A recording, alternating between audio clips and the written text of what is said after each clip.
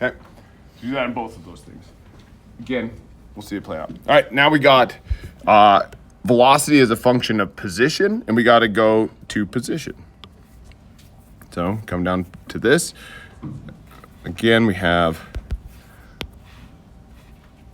velocity as a function of position is equal to ds dt. Isolate the variables. dt is equal to ds over v of s.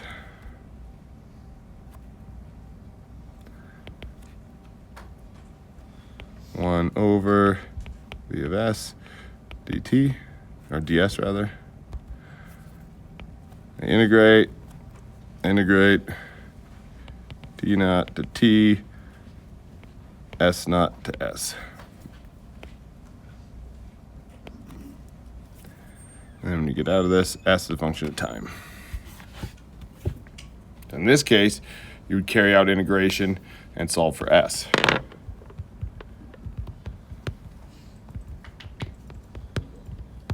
don't know why that changed size. It's now smaller.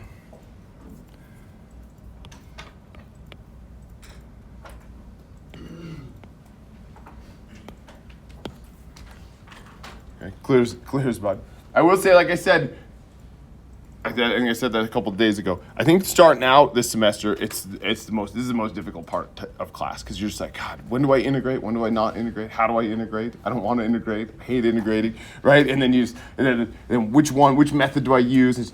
Once we get on later on, it's just very procedural. Just like do this, and you get the right answer. Yes, sir. Why is it V of S instead of A of S? Oh, because you got to go. You have to go through. We're going to start out with acceleration, function of position, right? And then we use that to get to the velocity. But then to get to position, we start with velocity and go that route. Yep. So you got to go. You got to take all the steps, unless you do a shortcut like we had before. We had kind of a shortcut where we skipped one of them. But usually that's what you do: acceleration to velocity to then position. Yep. You can't go straight acceleration to position. Good questions. Okay, let's do an example. It'd be cool. Everybody with me? Doing okay? Haven't passed out yet? Okay. Just a 1D problem, right? We haven't gotten to 2D stuff yet. So 1D problem. A missile is launched at 100 Gs, right? 100 times force of gravity, okay? For 3 seconds. Then the rocket undergoes negative 4G deceleration. How long does it take to reach 15 kilometers? I have to put a disclaimer. I am so bad with units. I'm really good at managing them, but I don't write them down in any way, right? And I'm just saying, if you could get away with doing it the way that I do, we just put everything in terms of meters and seconds and newtons, you're just really careful about that, you're gonna be fine. If you can't handle that, put it in units yourself. Okay, so just like do what I say, not as I do if you're having a problem there. Okay, and it's a bad habit of mine.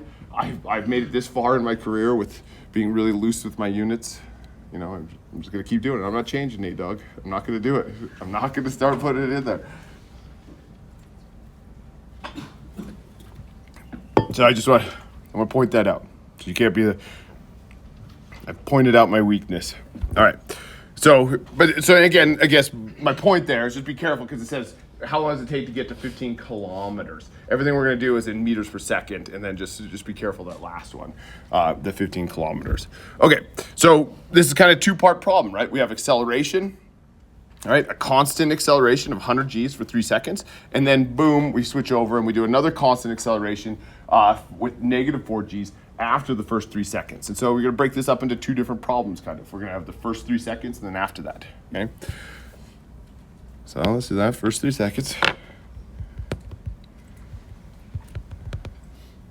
All right, this is an acceleration. Like I said before, I'm going to really cheat. Right, so this is a constant acceleration problem. So how I'm going to cheat is I'm going to go up and grab these damn equations. I already wrote them up here. I'm going to grab this guy and this guy. I think that's one.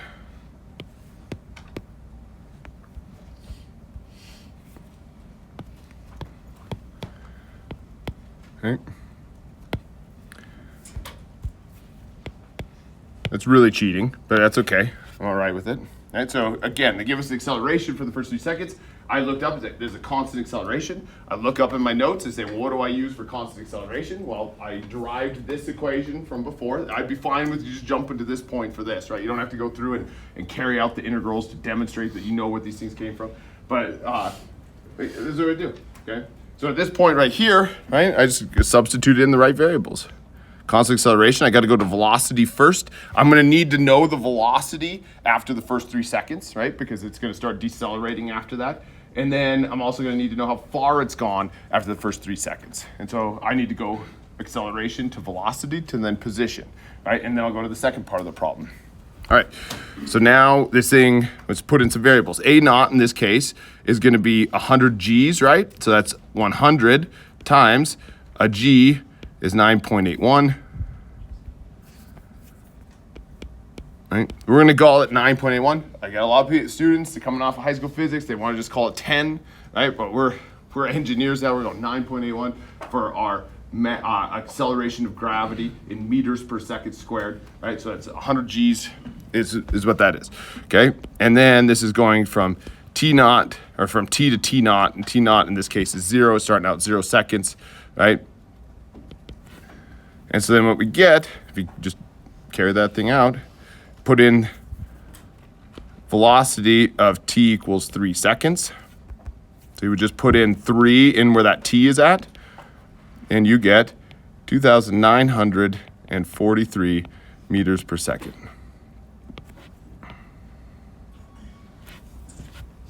Okay, all I did for that is I just, right, this t right here, I just put in 3, right, because this velocity of t equals 3 seconds. So I put that in, and so it's going 2,943 meters per second after the first 3 seconds. Okay, now we come down to position. How far has it gone after 3 seconds? That matters to us as well. All right, so there's the equation that I derived previously. Again, totally fine with you jumping to this point. Okay. And at this point, we got, that's all we need. And so we just plug in all of our variables. 100 times 9.81.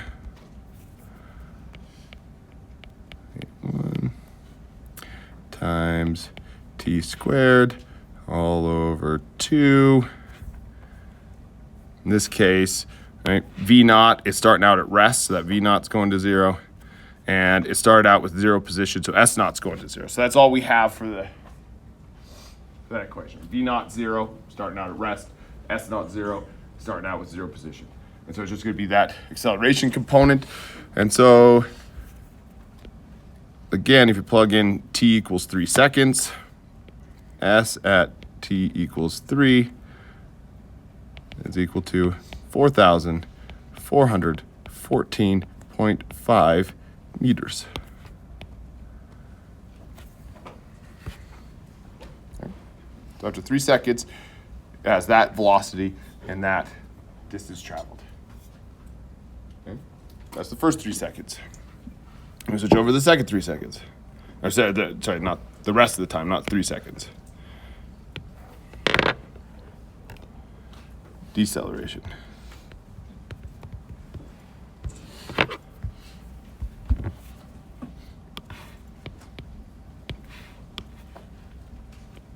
Deceleration. Again, I'm going to borrow these guys.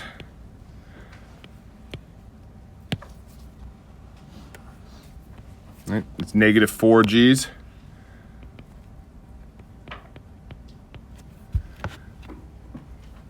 Okay.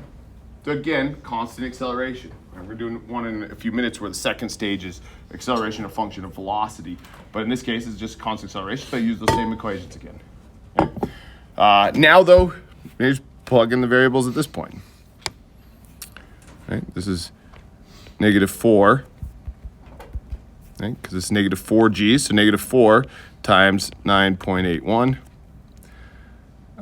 times t minus 3 seconds. We now have, right, my t naught in this case is 3 seconds, right? You could keep these things, you could call it just t and then know that there's a previous 3 seconds that happened, and when we're talking about time, you add that 3 seconds on it, or you can include it here, right? Because t naught in this case is 3. That's what we're starting this stage of the rocket with, t naught equal to 3, okay?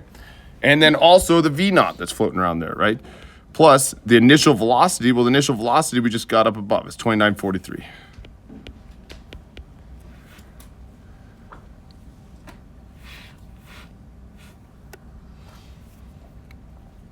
Right? That is my velocity as a function of time. Right? So what we mean by a function of time, right? T is not defined at this point, right? T is just a variable. And so we have velocity, V equals this stuff, and there's that T floating around. That means it's a function of that. Okay. Okay. Right? We don't really need, it didn't ask us anything about the velocity, but I do need that equation because I need it in the equation down below. Okay. I need some information there. Okay. So now we come to position. That's really where it's at. This is what we really need to solve this problem. It didn't ask us for velocity function of time, but we got it anyway. Okay, so this is S as a function of time. So this is, again, plug in our variables. -4 times 9.81 times T minus 3 squared, all of that, over 2, plus V naught, which is 2943,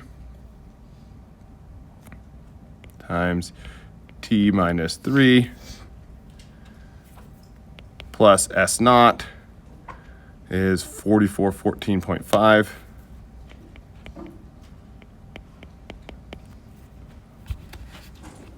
Okay, that is my S is a function of time, right? So I just plug in all of my known variables. I know what A naught is, I know what T naught is, I know what V naught is, it's the velocity that it was going before, okay? And then I know what my position is, so at this point. Okay, so I'm almost to a point. We're trying to find the time it takes for it to reach 15 kilometers, having traveled 15 kilometers. So what would I do at this point? Yeah, set this equal to 15,000, set this thing equal to 15,000, and then solve for T, okay? That's what I'm after. This is equal to 15,000 kilometers, right? And then solve for T. And I get T equal to 6.68 seconds.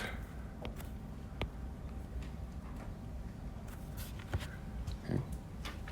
And so if you do it, work in your homework, this is plenty of stuff, right? I usually though, right, if you look at the homework problem statement in the syllabus, it says you have to tell me the given find, right? So usually they're not like in this particular problem, I told you the given and the find. Usually it's like a paragraph and you have to kind of decipher what it is that's given and what it is you need to find, but clearly define those things. I'm not doing this just as like an exercise of I'm gonna get you if you don't do it. It's good habits to have. Just really clearly identify where you're at and then where you're going, right? It's kind of what I want you to do. So laying out the given find, putting in your equations like this, right? And then solving it like this and going. This is all the work I would want to see from you, okay? Or that I need to see from you is this information. Even this, if you get to a point right here, okay? Plug that shit in your calculator. Absolutely. Plug that into your calculator. That's how I did. Just boop, boop, boop, boop, boop, boop, boop, right? And then just let it do the work. And then while it's doing the work, you could be thinking about other things. And you don't have to be thinking about the quadratic equation to solve this thing. That being said, I'm going to give you this warning a whole bunch of times. Many of you are going to use that fucking quadratic equation. It drives me bonkers. You'll spend an entire page of algebra to get to the wrong answer typically, right? Where you could use a calculator and get to the right answer. Please start using that. You have that tool. They've handicapped you up until this point, but as you move forward, use the fucking tool, man. It's so sick because you just get to literally you plug it in to your calculator exactly like this, and then you set solve in terms of X and boom, and it goes out. At least that's what the TI-89 does. I don't know how this 83, 84 crap does, but the 89 is beautiful. The Inspire is beautiful. Again, beg, borrow, and steal. Maybe don't steal.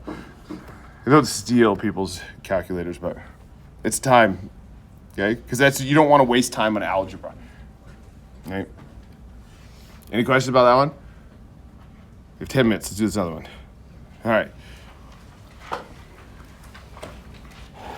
Mass is released from rest. The spring is unstretched.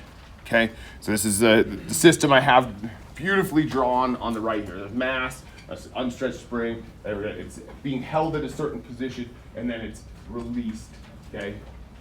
Released from rest, the spring is unstretched, right? And then it says, say you were to solve this problem, you go like this, it tells you what acceleration, a function of, what is going on here? I got some overlap here. Uh-oh. Uh-oh. Uh-oh, what we got here? This is there. There's some hidden stuff happening. There we go. There we go. That's what it's supposed to look like. Okay. So mass is released from rest. The spring is unstretched. Acceleration of function of position is 32.2 minus 50s. Okay. How far does the mass go? And what is this max velocity? Okay. So it's going to be held at rest. The spring is unstretched. Let go of it, and it's gonna drop. Now, again, right where we're headed is this is a perfect example. Where we're headed is I would give you a problem statement, and I would not give you this. And I would say, hey, here's this system right here, okay, and it's released for rest. What's the max velocity, max stuff? And so what you would do is you would draw a little, is what we're gonna do. You draw a free body diagram. I got mass times gravity. I've got the force of the spring going up. I would sum those forces. That's equal to mass times acceleration, and we would go from there, okay? And then you would solve for the acceleration, and what you would get was that acceleration is 32.2 minus 50 to the s. This 32.2 should be familiar. What's 32.2? Gravity in feet per second. So that's your mass times gravity term right there. And then this is the spring. This right here is the spring, right? It's my spring constant K times the displacement gives me a force, right? And so less there's a mass in there, divided by mass, but whatever. That's where we're headed, okay? And so again, just foreshadowing. This is a perfect example of that, right? So, but in this case, at this point in this class, I'm just giving you acceleration as a function of position. So now you're like, okay, how do I solve these things? Well, it's acceleration of function of position, so I can't just integrate with time. So I have to use one of those other methods that I had above, okay? Which involved using the chain rule. The other thing I want to point out, this is kind of a pain in the ass problem, because what would happen if I released this mass? What would it do? Yeah, it would oscillate, right? So it would come down and it would go back up, it would come down and go back up, and it would oscillate, right? It would be vibration. So for those of you in mechanical engineering, you're going to vibrations. That's what you're going to be solving. It's the differential equation governing this, but it's going to come into oscillation. It's going to go into free vibration at this point and oscillate back and forth. And then if you go into civils, you guys would see it again in structural dynamics. If you ever go that far, you go into vibrations, which involves that. So just to reiterate, this is going to be that my position as a function of time is actually going like this. It's actually a sine wave. And so when we solve this problem, there's a little bit of calculus we're gonna be doing, because we're gonna say, what is the max, what's the position? Well, the position's changing, right? It's not just gonna go down and stay down, it's gonna oscillate, right? And so we're gonna have to look at, do a little bit of calculus in there to figure out what the max is.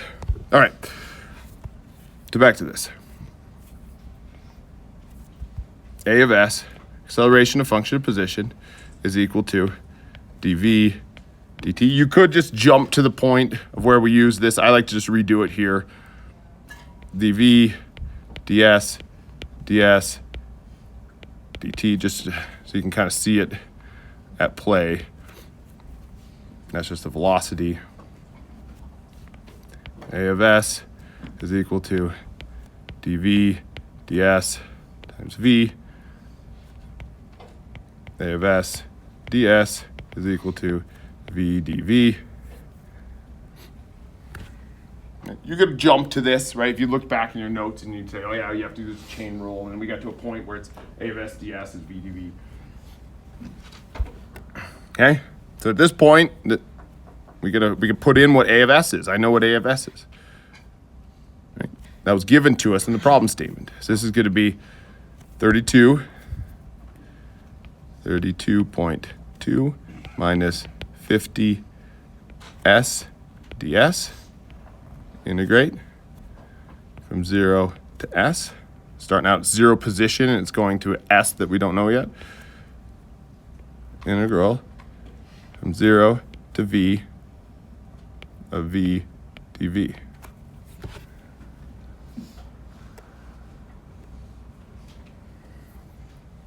Okay, So you would carry out that integral, which I did in my calculator. But that's not too hard. You should be able to do that one by hand. But I don't care. I do it with my calculator anyway. 32.2s minus 50s squared over 2 is equal to v squared over 2. So I just carried out the integral, applied the ranges from 0 to s. Okay, and that's v squared over 2.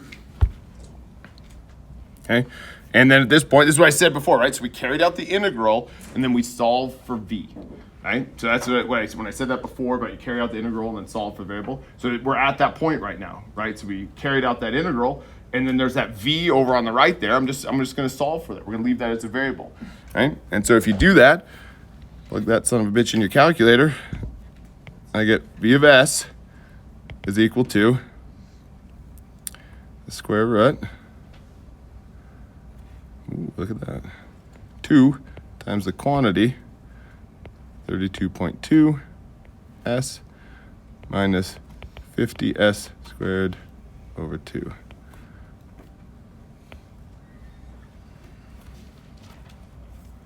Okay. There is my velocity as a function of position. Okay.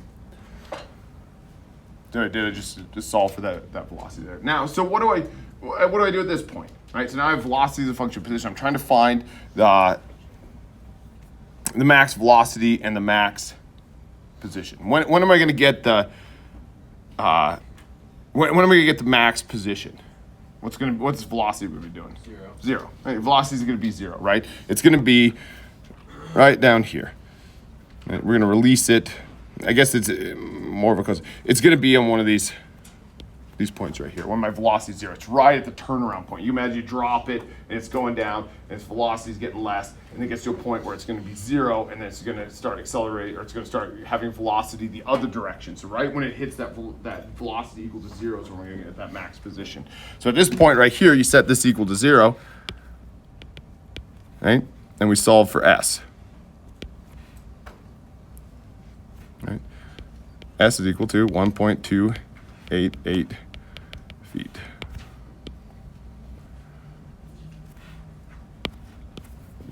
Write that. Max V and max S.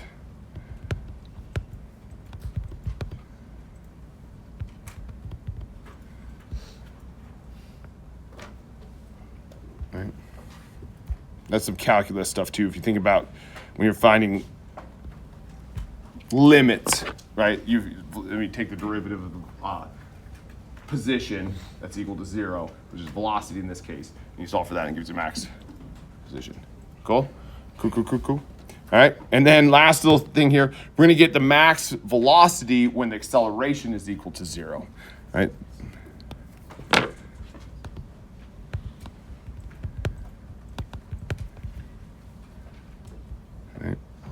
When acceleration is equal to 0 is when you get the max velocity.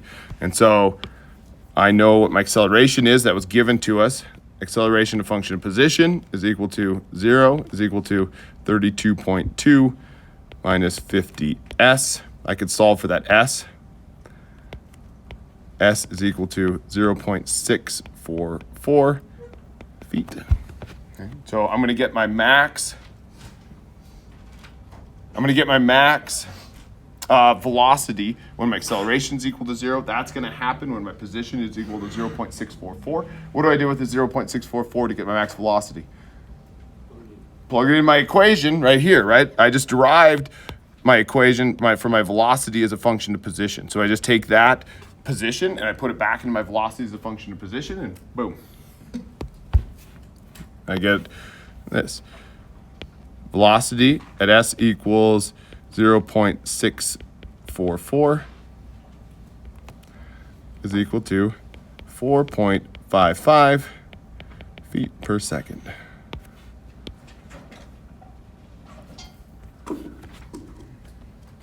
Cool. That's it. Again, see how these work? You kind of give an acceleration, and then you go to a velocity, and you go velocity to a position, kind of this working our way around that. Sometimes you go the other direction as well. I give you a position as a function of time, and you tell me velocity, you tell me acceleration. That's easy, because you just take derivatives to go that direction. And so what we're gonna do next time, you'll heads up here, we're just gonna do acceleration a function of velocity problem, right? Kind of two-part problem where we have some viscous slowing down, okay? And then we're going to curved motion, which is like multiple directions, okay? Vectors. And then we're gonna do we're gonna do Cartesian coordinates, polar coordinates, normal tangent coordinates, and then boom, we're done with this stuff. Like I said, just stick with me on this stuff. It starts out a little weird. Like, oh my God, what do I do? But then we're gonna finally get to a point, but it's also review. But then we get to a point where it's just like we have a nice steady, do it this way. All right, break.